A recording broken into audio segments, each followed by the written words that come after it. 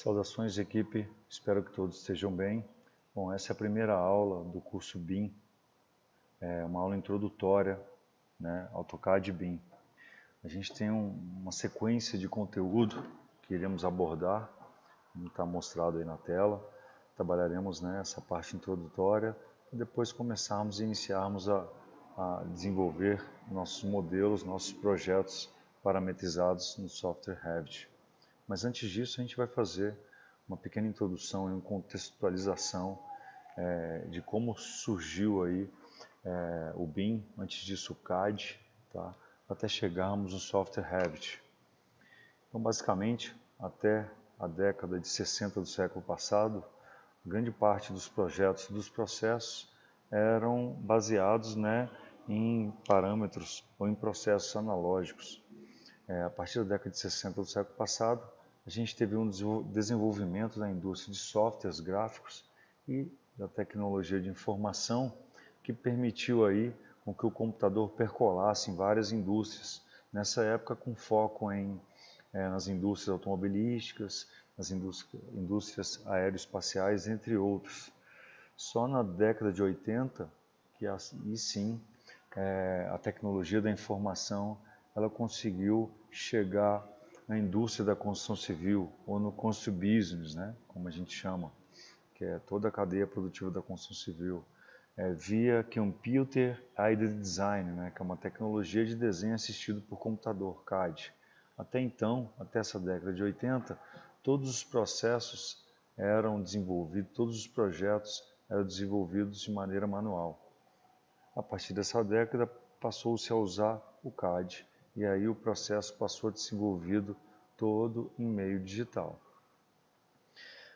O CAD basicamente é um desenho auxiliado por computador, em que você utiliza o computador para desenvolver os desenhos, as representações gráficas, as vistas, elevações, cortes, plantas do objeto projetado, existente ou idealizado. Então o CAD ele utiliza sim de técnicas modernas que permitem aumentar a performance de projeto, aumentar a performance de desenvolvimento de projetos arquitetônicos e complementares. Então, claro, nessa época ele já demonstrou grandes vantagens frente ao processo analógico anteriormente citado, como a facilidade de criação e correção de desenho, automatização de processo, construção de desenho com aumento de precisão, visualização, melhoria da visualização dos projetos, construção de bibliotecas de desenhos e símbolos que permitiram ali a sua reutilização, a transmissão da informação, a disponibilização de desenho de forma ágil e prática e simulação e teste.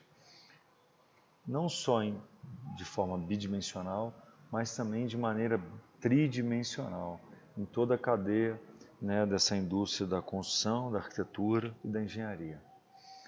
A gente sempre, quando fala em CAD, a gente pensa em AutoCAD, da Autodesk, mas a gente tem uma série de outras fabricantes e uma série de outras ferramentas disponíveis no mercado com essa tecnologia. E é claro que, mesmo considerando esse grande salto tecnológico, uma vez que até então se desenhava à mão e a partir da década de 80 passou-se a utilizar o computador com todos esses benefícios de projeto, mesmo assim, o CAD ainda é um método que é passível de falhas e inconsistências, uma vez que você apenas está representando o objeto e não construindo já o objeto virtualmente. Então ele permite ali passar nesse processo de produção alguns erros, deixando pura e simplesmente na mão dos humanos, digamos assim, a avaliação da qualidade daquela construção. Bom, claro que a gente nessa época, década de 70, 80, já estava questionando, já estava vindo à tona o conceito de sustentabilidade. Então não mais se aceitava retrabalhos em obra ou grandes erros, grandes prejuízos, seja ele econômico, social e ambiental. Foi nesse contexto que surgiu o Building Information Modeling, a tecnologia BIM, a tecnologia de modelagem da construção ou da informação da construção, que é uma metodologia que não mais vai representar, como feito via analógico à mão ou via CAD, representar objetos, representar vistas, representar cortes e fachadas de um objeto pura e simplesmente. O BIM ele passa a estabelecer um protótipo virtual, a desenvolver um protótipo virtual, com parâmetros exatos de uma edificação, com geometrias precisas de uma edificação, com informações detalhadas e reais dessa edificação necessárias para uma execução de qualidade. Então, é claro, o BIM começa a trazer uma série de benefícios se comparado com o CAD, da mesma maneira que o CAD trouxe uma série de benefícios se comparado com o processo analógico, né? E o BIM, ele desenvolve, seja qual for o software, ele se desenvolve com alguns níveis de desenvolvimento, de detalhamento de projeto. A gente tem uma caracterização, uma classificação largamente empregada, se chama LOD, que é Level of Development, né, que é o nível de desenvolvimento desse projeto, desse protótipo. E a gente tem o LOD 100, que carrega apenas informações sobre massas e volumes. Temos também o LOD 200, que trabalha ali no seu modelo informações relevantes para análise estrutural. Temos também o LOD 300, que desenvolve informações relevantes ao nível de projeto executivo, né? Um projeto que a gente geralmente executa a obra. Temos o LOD 400, que contempla ali informações completas já sobre fabricação, montagem e construção desse protótipo. E temos, por fim, o LOD 500, em que ele consegue agregar a esse protótipo informações necessárias para a fase de exploração e de manutenção do seu conjunto edificado. Então, além desse nível, vale destacar que a gente consegue trabalhar de uma maneira integral, de uma maneira holos, né, em uníssono, todas as disciplinas existentes na construção civil.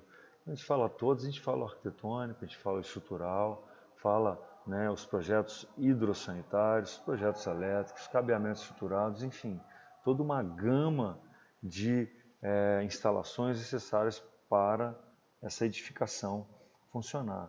E claro, a gente já nesse momento consegue identificar incompatibilidades, consegue identificar inconsistências, consegue identificar interações negativas que podem comprometer o nosso projeto ou a própria execução dessa obra de uma forma mais eficiente e eficaz.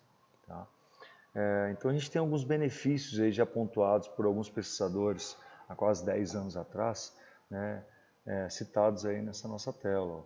Melhoria do atendimento geral sobre as intenções de design, melhoria com a qualidade geral do projeto, redução de conflito durante a construção e, por sua vez, reduz-se o conflito, reduz-se a mudanças, né, durante a execução da obra. Lembrando que toda execução, toda alteração que é feita ao longo do desenvolvimento de uma obra, ela gera muito mais gasto, né, tem um custo muito maior, demanda muito mais tempo do que as que são identificadas no processo de projeto. Tá? Então, ele também fez reduzir aí os ciclos de aprovação do cliente, já que o cliente consegue enxergar, consegue visualizar de forma integrada todo aquele protótipo, aquele modelo do seu edifício. Tem-se também um melhor controle e previsão de custo, além da redução do número de pedidos de informação, né, ao longo do processo, já que a tecnologia BIM ela tem toda a informação agregada ao modelo. E toda vez que a gente fala em BIM, já falando em ferramentas e instrumental, a gente ouve muito no mercado essa discussão, qual melhor utilizar, se é o ArchiCAD da Graphisoft ou se é o Autodesk, o Revit da Autodesk.